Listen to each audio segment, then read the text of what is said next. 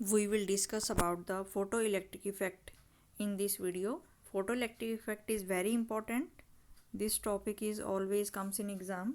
Photoelectric effect क्या होता है, वो फिनोमिना क्या होता है, इसका एक्सपेरिमेंटल सेटअप क्या होता है, वो हम इसके बारे में डिटेल में स्टडी करेंगे। और इसके बाद फोटोइलेक्ट्रिक इफेक्ट के क्या लॉज होते हैं वो लॉज हम स्टडी करेंगे। उसके बाद फोटो इलेक्ट्रिक इफेक्ट के लिए आइंस्टीन की इक्वेशन क्या थी, तो वो सारे ये जो 4 टॉपिक हैं ये हमारे फोटो इलेक्ट्रिक इफेक्ट के अंदर आते हैं। तो सबसे पहले हम स्टडी करते हैं कि what is the photo electric effect. Photo electric effect होता क्या है? The phenomena of emission of electrons from the surface of metal when radiation of suitable frequency fall on it is called the photo electric effect. Photo electric effect में हमने जैसे देखा था अभी photo electric emission, जो हमारा एक method था फोटो इलेक्ट्रिक एमिशन, कि हम फोटो का मतलब क्या है कि कोई भी लाइट फ्रीक्वेंसी जो है हम किसी भी मेटल के सरफेस के ऊपर कोई भी जो लाइट है उस कोई भी जो लाइट की रेडिएशन है वो लाइट की जो रेडिएशन है हम एक मेटल के सरफेस के ऊपर डालते हैं और मेटल के सरफेस में से फिर क्या निकलता है, उसमें से इलेक्ट्रॉन का एमिशन होता है, electron emission. That phenomena is known as the photo electric effect. तो यही इसमें बताया गया है कि the phenomena of emission of electron, phenomena of emission of electron from the surface of metal when radiation of suitable frequency fall on the surface of metal is called the photo electric effect. यानी कि कोई भी metal का surface है, metal के surface पे अगर हम कोई भी लाइट की रेडिएशन को फॉल करते हैं तो लाइट की रेडिएशन फॉल करने के बाद मेटल के सरफेस में से इलेक्ट्रॉन जो है वो बाहर निकलता है, इलेक्ट्रॉन का जो है वो एमिशन होता है। इसी फिनोमिना को हम क्या कहते हैं? फोटो इलेक्ट्रिक इफेक्ट कहते हैं। द एमिटेड इलेक्ट्रॉन्स जो होंगे उनको हम फोटो इलेक्ट्रॉन्स कहेंगे, और जो इलेक्ट्रॉन्स हैं उनके मोशन की वजह से जो करंट प्रोड्यूस होगा उस करंट को हम क्या कहेंगे? Photo electric current. ठीक है, इलेक्ट्रॉन के मोशन की वजह से जो हमारा करंट प्रोड्यूस होगा उसको हम फोटो इलेक्ट्रिक करंट कहेंगे। जैसे कि मान लो ये कोई भी हमारी मेटल है, इस मेटल में हमारे बहुत सारे वैलेंस इलेक्ट्रॉन्स हैं, फ्री इलेक्ट्रॉन्स हैं, लूजली बाउंड। तो जैसे ही हम कोई यहाँ पे रेडिएशन, यहाँ पे कोई लाइट की रेडिएशन, मान लो कोई अल्ट्रा वोलेट लाइट है, अल्ट्रा वोलेट लाइट जैसे ही हम इस पर फॉल करते हैं तो इसके अंदर के जो वैलेंस इलेक्ट्रॉन्स हैं उनको जो है एनर्जी मिल जाती है। वर्क फंक्शन को, मेटल के वर्क फंक्शन को क्रॉस करके मान लो वो इलेक्ट्रॉन जो हैं वो हमारे यहाँ पे बाहर निकल जाते हैं, और इन इलेक्ट्रॉन्स को हम क्या कहेंगे? इन इलेक्ट्रॉन्स को हम फोटो इलेक्ट्रॉन्स कहेंगे। ये जो हमारे इलेक्ट्रॉन्स हैं फोटो इलेक्ट्रॉन्स हैं, और इलेक्ट्रॉन्स पे हमारा नेगेटिव चार्ज है। तो मान लो यहाँ पे हमने कोई इलेक्ट्रिक फील्ड अप्लाई कर दी और यहाँ पे हमने इलेक्ट्रिक फील्ड का जो है वो पॉजिटिव पोटेंशियल अगर हमने यहाँ पे लगा दिया तो ये सारे के सारे इलेक्ट्रॉन्स हमारे कहाँ पे मूव करेंगे? ये सारे के सारे जो इलेक्ट्रॉन्स हैं ये हमारे इस पॉजिटिव प्लेट की तरफ मूव करने की कोशिश करेंगे, और ये जो फोटो इलेक्ट्रॉन है इनके मोशन की वजह से जो करंट प्रोड्यूस होगा उस करंट को हम क्या कहेंगे? Photo electric current. ठीक है, तो यही हमारा फोटो इलेक्ट्रिक एमिशन होता है कि जब भी हम मेटल के सरफेस के ऊपर कोई लाइट की रेडिएशन उसको फॉल करते हैं तो उसमें से इलेक्ट्रॉन्स जो हैं वो निकलते हैं, उन इलेक्ट्रॉन्स को हम फोटो इलेक्ट्रॉन्स कहते हैं। और जैसे ही फोटो इलेक्ट्रॉन्स हमारे मूव करते हैं तो उनके मोशन की वजह से हमें एक करंट मिलता है जिसको हम क्या कहते हैं? फोटो इलेक्ट्रिक करंट कहते हैं। तो ये हमारा फोटो इलेक्ट्रिक इफेक्ट था।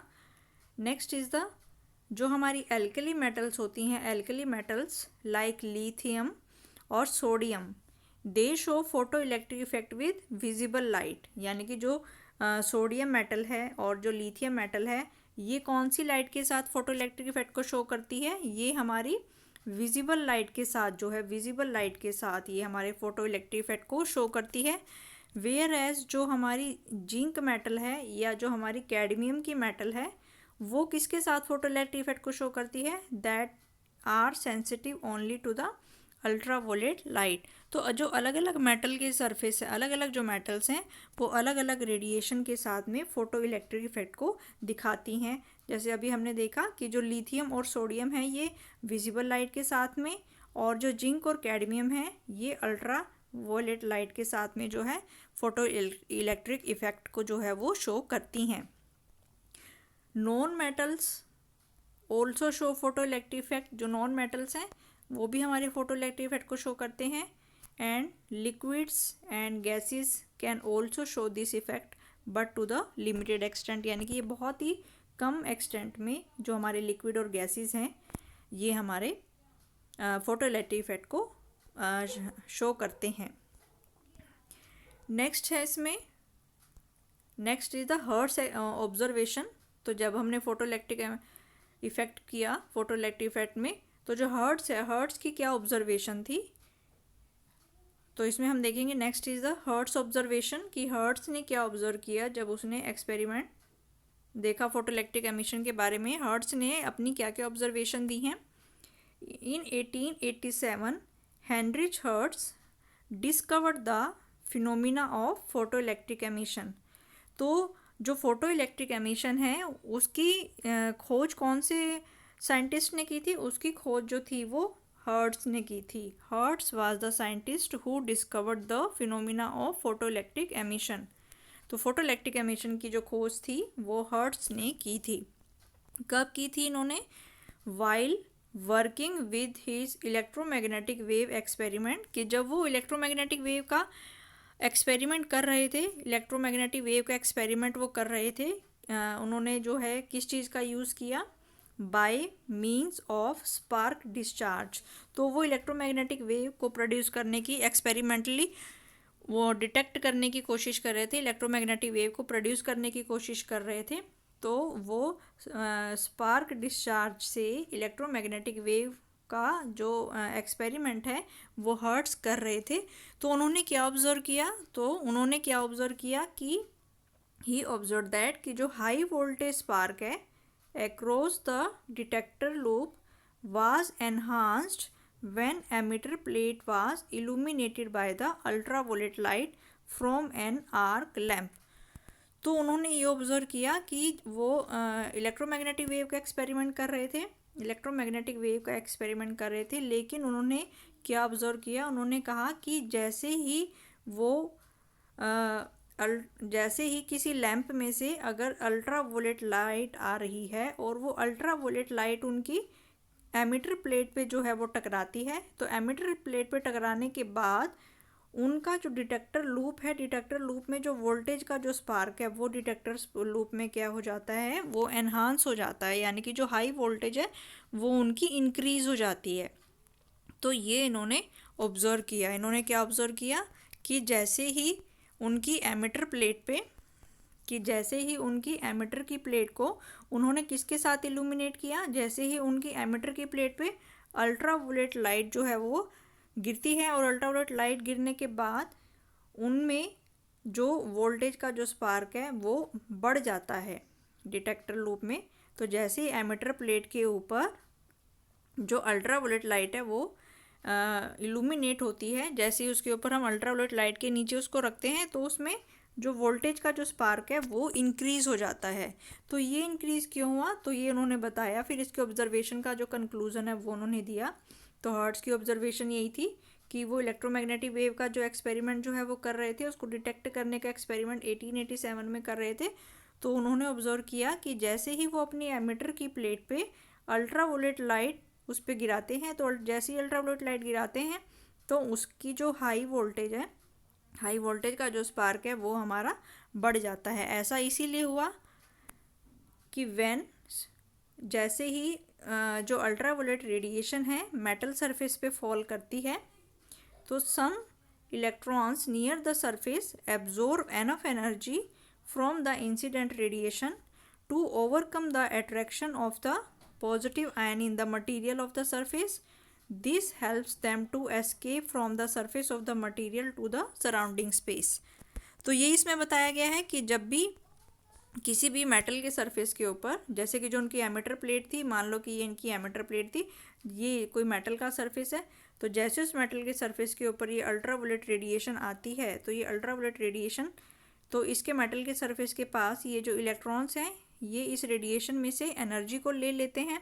ये रेडिएशन अपनी एनर्जी इनको ट्रांसफ़र कर देती है और ये इलेक्ट्रॉन्स जो है मेटल के वर्क फंक्शन को क्रॉस करके ये मेटल हमारे इलेक्ट्रॉन्स में ये जो इलेक्ट्रॉन्स हैं ये मेटल में से बाहर आ जाते हैं और ये सराउंडिंग स्पेस में चले जाते हैं। इसी वजह से हमारा जो है वो वोल्टेज का जो स्पार्क है वो हमारा इंक्रीज़ हुआ था। तो ये हमारी जो ऑब्जर्वेशन थी ये हमारी हर्ट्ज़ की ऑब्जर्वेशन थी कि हर्ट्ज़ ने अपने एक्सपेरिमेंट के दौरान क्या ऑब्जर्व किया फोटोइलेक्ट्रिक इफेक्ट के बारे में। अब नेक्स्ट है कि दो और साइंटिस्ट हैं, उन्होंने भी अपनी ऑब्जर्वेशन दी थी, हेलवॉच एंड लिनार्ड ऑब्जर्वेशन। ये दो वैज्ञानिक थे, हमारे साइंटिस्ट थे, हेलवॉच एंड लिनार्ड ऑब्जर्वेशन। तो इन्होंने भी फोटोइलेक्ट्रिक इफेक्ट के बारे में कुछ ऑब्जर्वेशन की थी, तो वो यहाँ पे बताई गई हैं। During 1886 and 1902 William Hallwachs and Philipp Lenard made a detailed study of the photo electric effect. तो इन्होंने भी फोटो इलेक्ट्रिक इफेक्ट की डिटेल स्टडी की थी। तो इन्होंने ऑब्जर्व किया इफ़ पोटेंशियल डिफरेंस इज़, इन्होंने क्या ऑब्जर्व किया, if potential difference is applied across the two metal plate enclosed in an evacuated tube, then there is no flow of current in the circuit.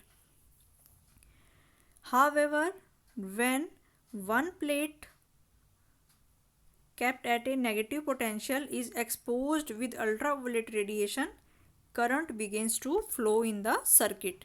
तो इन्होंने क्या observation किया, इन्होंने कहा कि जैसे कि मान लो ये हमारा एक कैथोड है और ये हमारा एक एनोड है। तो यहाँ पे जब भी हमारी कैथोड में से जो इलेक्ट्रॉन है ये हमारे निकलेंगे और एनोड पे जाके जो हमारे कनेक्ट होंगे, कैथोड पे जो है हमारा ये पॉजिटिव चार्ज है और एनोड पे कैथोड पे जो है वो हमारा नेगेटिव चार्ज है और एनोड पे जो है ये हमारा पॉजिटिव चार्ज है। तो यहाँ पे इन्होंने क्या ऑब्जर्व किया, इन्होंने कहा कि जैसे ही हम यहाँ पे कोई बैटरी लगा रहे हैं, यानी कि बैटरी लगा रहे हैं, ऐसे बैटरी हम लगा रहे हैं, तो बैटरी लगाने के बाद उन्होंने कहा कि इस ट्यूब में कोई भी करंट उनको ऑब्जर्व नहीं हुआ। बैटरी लगाने के बाद भी इनको कोई करंट यहाँ पे नहीं मिला, लेकिन जैसे ही वो यहाँ पे इसके ऊपर क्या फॉल करते हैं, जैसे ही वो इस ट्यूब के ऊपर अल्ट्रावायलेट रेडिएशन को फॉल करते हैं, तो अल्ट्रावायलेट रेडिएशन को जैसे ही वो फॉल करते हैं तो जो करंट है सर्किट में, अगर हम यहाँ पे एक एमीटर लगा दें तो वो जो करंट है वो सर्किट में फ़्लो करना शुरू कर देता है।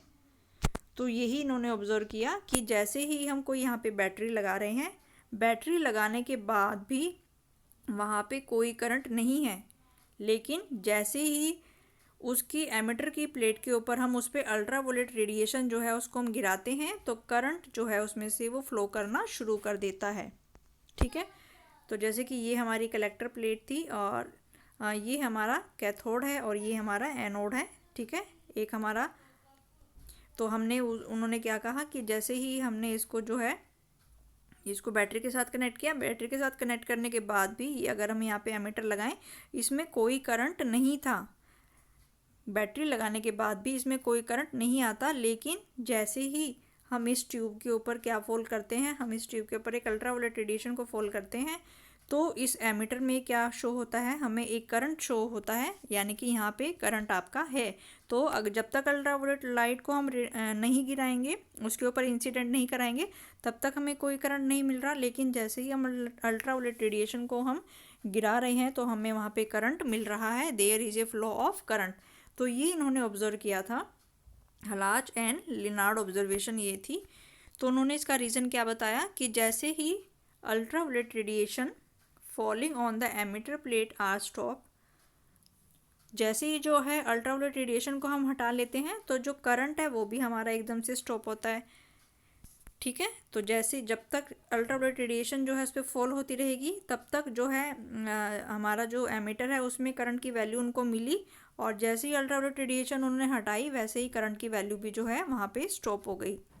तो इसका रीज़न उन्होंने क्या बताया कि light falling on the surface of emitter causes current in the external circuit. तो यानी कि जैसे ही वो रेडिएशन हमारी मेटल के सरफेस के ऊपर फॉल होती है तो मेटल के सरफेस में से क्या निकलते हैं, इलेक्ट्रॉन्स निकलते हैं, और उन्हीं इलेक्ट्रॉन्स के फ्लो की वजह से हमें जो है वो करंट मिलता है।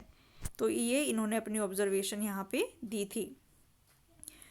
From his observation Hallwachs concluded that, इन्होंने क्या कंक्लूड किया कि जो नेगेटिवली चार्ज पार्टिकल हैं, यानी कि मेटल के सरफेस में से, ये हमारा मेटल का सरफेस है, यानी कि मेटल के सरफेस में से जब हम रेडिएशन को फॉल करते हैं तो यहाँ से क्या निकलते हैं, इलेक्ट्रॉन्स निकलते हैं, जिनको क्या बोला गया, नेगेटिवली चार्ज पार्टिकल्स जो हैं वो निकलते हैं। यानी कि नेगेटिवली चार्ज पार्टिकल, यानी कि ये जो इलेक्ट्रॉन्स हैं नेगेटिवली चार्ज पार्टिकल, वो मेटल के सरफेस से जो है वो बाहर निकलते हैं। फ्रॉम द जिंक प्लेट, तो यहाँ पे जो मेटल है वो कौन सी ली गई है, यहाँ पे जिंक प्लेट मेटल में से निकलते हैं। नेगेटिवली चार्ज इलेक्ट्रॉन निकलते हैं कब, under the action of ultraviolet radiation, जब भी हम उस पर अल्ट्रावायलेट रेडिएशन को, तो जैसे ही हम इस पर अल्ट्रावायलेट रेडिएशन को फॉल करते हैं तो अल्ट्रावायलेट रेडिएशन की जो एनर्जी है वो इलेक्ट्रॉन एब्जॉर्ब कर लेते हैं और नेगेटिवली चार्ज पार्टिकल जो है they are ejected from the metal surface. After the discovery of electron in 1897 it became evident that exposure of emitter plate with incident light causes the electron to emit also। तो पहले electron की खोज नहीं हुई थी, तो electron की खोज जो है वो 1897 में हुई है। इलेक्ट्रॉन की जो डिस्कवरी हुई थी वो 1897 में हुई थी, जबकि इन्होंने जो अपना एक्सपेरिमेंट किया था 1886 में, ये एक्सपेरिमेंट, ये ऑब्जर्वेशन इन्होंने बताई थी। तो सबसे पहले इन्होंने ये बताया कि मेटल के सरफेस, मेटल है, जब भी हम इसके ऊपर रेडिएशन फॉल करते हैं तो इसमें से ये जो निकला है, ये तब तक इलेक्ट्रॉन की खोज नहीं हुई थी, तो इसको इन्होंने क्या बोला था, they are the negatively charge particle, they are the negatively charge particle. लेकिन बाद में जब 1897 में इलेक्ट्रॉन की खोज हो गई तो इलेक्ट्रॉन की डिस्कवरी के बाद ये कंफर्म हो गया कि वो जो नेगेटिवली चार्ज पार्टिकल हैं वो नेगेटिवली चार्ज पार्टिकल जो हैं वो इलेक्ट्रॉन्स हैं। तो इसका मतलब कि जब हमारे मेटल के सरफेस पे, जब भी हमारी मेटल के सरफेस के ऊपर जो इंसिडेंट लाइट है, तो उस इंसिडेंट लाइट की वजह से उसमें से क्या निकलते हैं, उसमें से नेगेटिवली चार्ज पार्टिकल मतलब इलेक्ट्रॉन्स निकलते हैं। और ये जो इलेक्ट्रॉन्स हैं ये हमारे कहाँ पे जाते हैं, कलेक्टर प्लेट पे by the applied electric field. तो इलेक्ट्रिक फील्ड की वजह से ये जो है ये हमारे यहाँ पे जाते हैं। तो यहाँ पे जैसे कि ये एक हमारा, इसका ये जो है रफ आइडिया है, यहाँ पे ये कैथोड है हमारा, ये एनोड है, ठीक है। और यहाँ पे अगर हमने एक बैटरी लगा दें ऐसे, तो यहाँ पे जब हमने इसके ऊपर इंसिडेंट रेडिएशन को फॉल किया तो इस मेटल के सरफेस में से हमारे क्या निकलेंगे, इलेक्ट्रॉन्स निकलेंगे, ठीक है। तो यहाँ पे ये जो इलेक्ट्रॉन्स हैं ये निकलेंगे हमारे, जिनको हम फोटो इलेक्ट्रॉन्स कह रहे हैं। और क्योंकि यहाँ पे पॉजिटिव चार्ज है और यहाँ पे जो है ये नेगेटिव चार्ज है, तो क्योंकि इलेक्ट्रॉन्स पे नेगेटिव चार्ज है तो वो हमारे किसकी तरफ मूव करेंगे, they will move towards the positive end of the, तो ये पॉजिटिव एंड की तरफ मूव करेंगे। तो इन इलेक्ट्रॉन्स के मोशन की वजह से ही फिर हमें यहाँ पे क्या मिलता है, करंट मिलता है। तो यहाँ पे ये इसकी डिटेल है। तो ये इनकी ऑब्जर्वेशन थी। तो पहले इन्होंने ऑब्जर्व किया कि बैटरी लगाने के बाद भी हमें करंट नहीं मिलता जब तक कि हम उस पर किसी इंसिडेंट रेडिएशन को फॉल नहीं करते। तो उन्होंने ये बताया था कि जब तक हम यूवी रेज को फॉल करते रहेंगे तब तक हमें करंट जो है वो मिलता रहेगा। जैसे ही जो ये यूवी रेडिएशंस हैं इसको हम हटा लेंगे तो जो करंट है वो भी हमारा स्टॉप हो जाएगा। तो ये इन्होंने ऑब्जर्व किया था। और फिर एक और ऑब्जर्वेशन इन्होंने की कि when ultraviolet light fell on the emitter plate no electrons emit until the frequency of incident radiation was smaller than the certain minimum value called the threshold frequency। तो इन्होंने ये भी बताया कि इन्होंने बताया ही कि जब तक हम मेटल, ये तो इन्होंने बताया ही कि जब तक हम मेटल के सरफेस के ऊपर कोई भी लाइट रेडिएशन को फॉल नहीं करेंगे तब तक उसमें से कोई भी करंट हमें नहीं मिलेगा। ये तो इन्होंने बताया ही। और साथ में इन्होंने ये भी बताया कि ये जो ऐसा नहीं है कि हम कोई भी जो लाइट है, किसी भी फ्रीक्वेंसी की लाइट जो है हम इसके ऊपर फॉल कर ले, तो जो लाइट की फ्रीक्वेंसी है उसकी भी लिमिटेशन इसमें है। तो जो इसमें फ्रीक्वेंसी की एक मिनिमम वैल्यू होती है, फ्रीक्वेंसी की भी एक मिनिमम वैल्यू है जिसको हम क्या कहते हैं, थ्रेशोल्ड फ्रीक्वेंसी। यानी कि इस फ्रीक्वेंसी से कम की फ्रीक्वेंसी अगर होगी तो इलेक्ट्रॉन का एमिशन नहीं होगा। मान लो यहाँ पे, तो यहाँ पे यही बताया गया है, उन्होंने बताया कि अल्ट्रावायलेट लाइट जब हमारी एमिटर प्लेट पे फॉल करती है तो कोई भी इलेक्ट्रॉन नहीं निकलता जब तक कि उस लाइट की फ्रीक्वेंसी किसके बराबर नहीं हो जाती, उस लाइट की फ्रीक्वेंसी थ्रेशोल्ड फ्रीक्वेंसी के बराबर नहीं हो जाती। और यानी कि हमारी जो एमिटर प्लेट है उस पर हमारी फ्रीक्वेंसी जो है वो मिनिमम फ्रीक्वेंसी की जो रिक्वायरमेंट है वो हमें यहाँ पे है।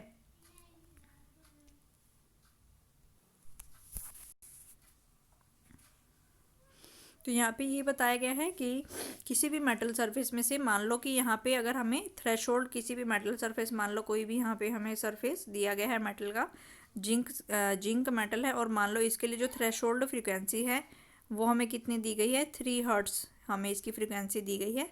और मान लो यहाँ पे कोई भी हमारे पास अल्ट्रावायलेट रेडिएशन आ रही है, और अगर मान लो इसकी फ्रीक्वेंसी कितनी है, इसकी फ्रीक्वेंसी 4 हर्ट्स है, तो हमारा जो फोटो इलेक्ट्रिक एमिशन जो है वो हमारा होगा।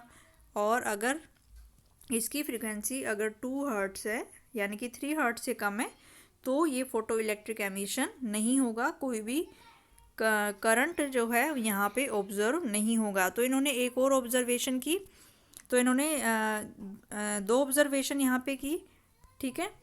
तो हर्ट्स ने अपनी ऑब्जर्वेशन में क्या देखा,